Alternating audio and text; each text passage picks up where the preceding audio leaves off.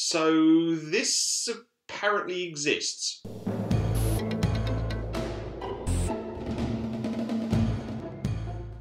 If nothing else, Andy Thompson's Kill Keith is a testament to both human ingenuity and the howling core of madness which beckons to us all from beyond the veil. Millions of years of human evolution have conspired to create a mind which came up with this concept.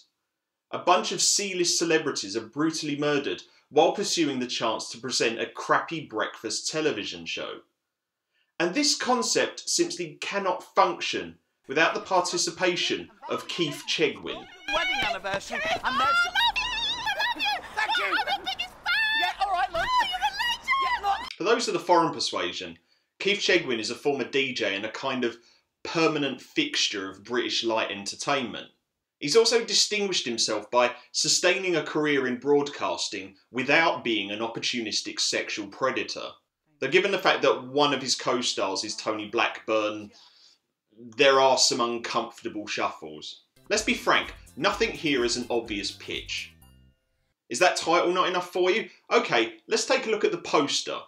Here is Keith Chegwin emulating Uma Thurman. This is not filmmaking, this is psilocybin toxicity. Danny is an ambitious runner on the nation's favourite breakfast show, The Crack of Dawn.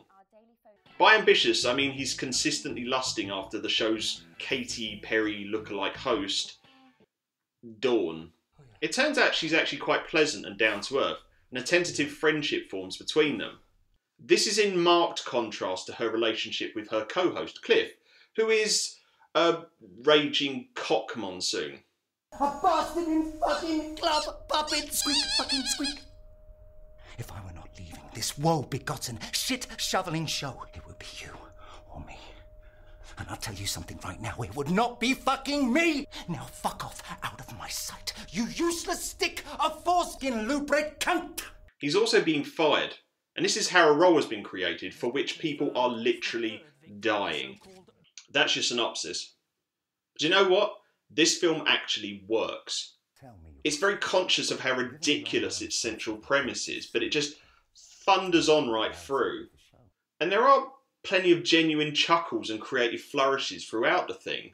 Danny experiences several dream sequences in which he's this dashing hero rather than a awkward dork who rather ominously has a cutout of Dawn located in his bedroom. Susanna Fielding brings real heart to her portrayal of Dawn, taking a character who could have essentially just been a petulant airhead and turning her into a, person. Also, if Susanna Fielding's voice sounds familiar, it's possibly because she played Shani in the Witcher 3 expansion Hearts of Stone. Apparently, Allgeard asked the professor to do some research. Professor got so worked up doing it, he went daffy. Just saying. This is actor Simon Phillips. He does a great turn as an undercover reporter called Andy. But let's just file his name away for now.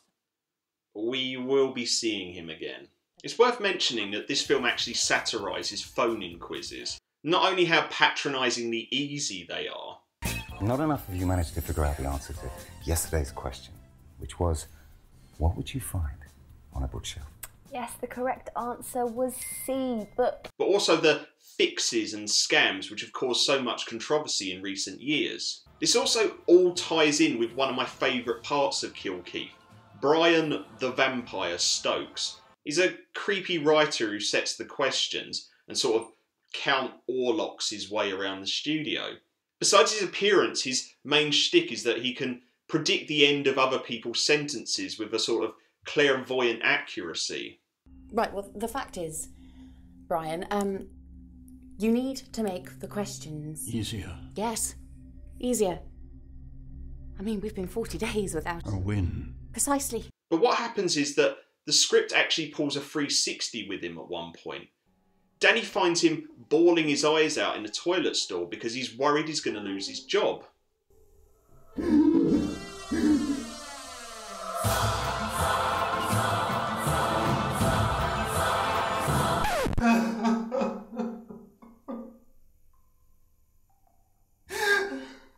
The scene between them is genuinely touching, and it's not the sort of thing I would have expected from this film at all. Oh, if you recognise Danny, that's actor Mark Pickering. He played young Nucky Thompson in Boardwalk Empire. Just saying. You do have to salute Chegwin and the other names for being good sports about sending up their own personas, and for allowing themselves to be bound and gagged in British Jigsaw's basement. Chegwin in particular throws himself into his role with gusto, though considering the fact that he was also the presenter of Naked Jungle, this was never going to be the most questionable thing on his resume. Speaking of resumes, this film actually shares a director and a writer with a film which I've discussed before. The Scarecrow. I was genuinely stunned when I made the connection. I hated The Scarecrow, and now it's stalking me like a plushie from a bad creepypasta. Kill Keith was a film I discovered while trawling through forums and researching lists of the worst British films of all time. The problem is, those forums tend to prejudice things too easily. They don't encourage people to actually watch the films they're talking about. And having watched Kill Keith, it's kind of marvellous. And cut. Oh, that's a good one. Cheers, Joe. Can I get out this fucking costume now? I'm sweating my monkey nuts off in here.